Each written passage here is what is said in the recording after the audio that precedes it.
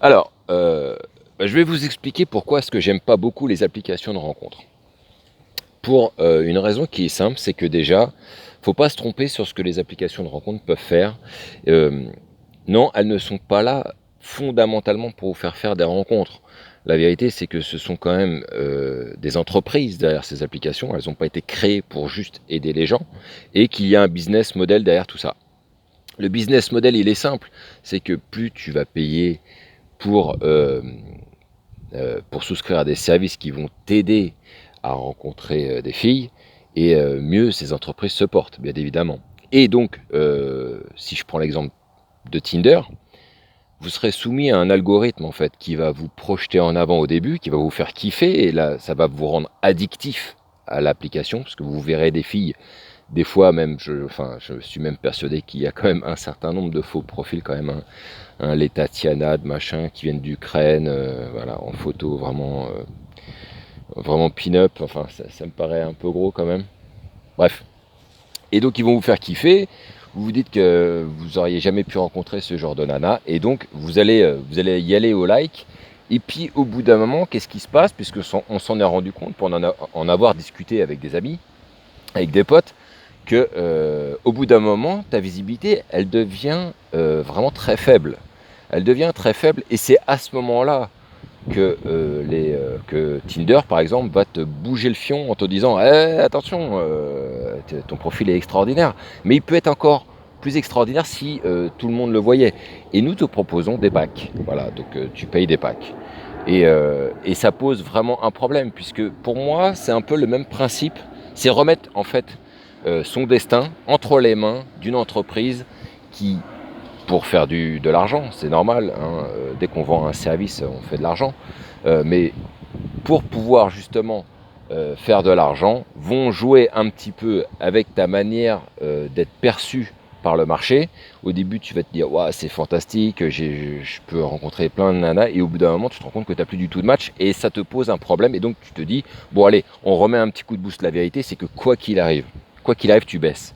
Et là où ça me pose un problème, c'est que c'est un peu le phénomène d'une marketplace, en fait, ce qui se passe. C'est-à-dire que par exemple, si tu veux vendre un produit sur genre Amazon, ils vont mettre tout un tas de leviers à ta disposition pour que tu sois le plus visible possible pour vendre ton produit. Sauf que la différence entre Tinder et genre Amazon, c'est que bah, tu fais pas d'argent en fait à faire des rencontres, tu vois. Donc autant je peux comprendre que sur une marketplace, effectivement, que tu puisses payer pour être mis en avant, pour pouvoir vraiment ranker top 1 en fait des recherches, pourquoi pas. Et derrière, c'est dédié à te faire du fric. Donc ça va. Mais là, en fait, tu fais que d'en perdre, quoi. Hein, tu fais que de payer, tu fais que d'en perdre. Donc voilà. Donc c'est un peu le truc qui me pose un problème, puisque ça joue un petit peu avec les émotions de chacun. C'est un peu comme si, Tinder décidait du jour au lendemain, par exemple, tu marches dans la rue et en fait, plus personne te voit, quoi. Oui, mais t'as pas payé, mon gars. Donc c'est normal que les gens te croisent sans te voir. Si t'avais payé, on t'aurait vu. Voilà. Voilà, c'est sur ce principe-là que. Alors, il y en a d'autres hein, encore, puisque je vous ferai certainement des vidéos là-dessus où j'ai pas mal d'anecdotes de filles qui me racontent des histoires qui sont des fois mais complètement rocambolesques. Et je comprends pourquoi est-ce que les filles sont si craintives, en tout cas que beaucoup de filles soient si craintives sur les réseaux de rencontres, hein, comme Tinder, etc. Parce qu'il se passe vraiment des choses vraiment étonnantes, quoi. Vraiment étonnantes. Et qui ne rendent pas la part belle aux hommes, hein, je vous le dis. Je vous le dis très franchement. Donc voilà. En tout cas, j'espère que vous aurez compris. Alors, pour terminer cette vidéo, je vous le dis de manière très simple. Comme ça, je pourrai après, plus tard, vous parler de comment on fonctionne, en tout cas moi et puis des personnes que j'ai à côté de moi. C'est que fondamentalement, les applications de rencontre, on les utilise vraiment quand il n'y a rien à faire. Hein, tu vois, donc par exemple le confinement, c'était le moment de l'utiliser, mais on priorise tout ce qui est rencontre en vrai. Moi, je priorise les rencontres en vrai, euh, que ce soit abordé dans la rue, en bar ou en club, et je mets les applications de rencontre en dernier. Quand il n'y a plus rien, il pleut, il y a tempête, j'en sais rien, c'est l'hiver fort.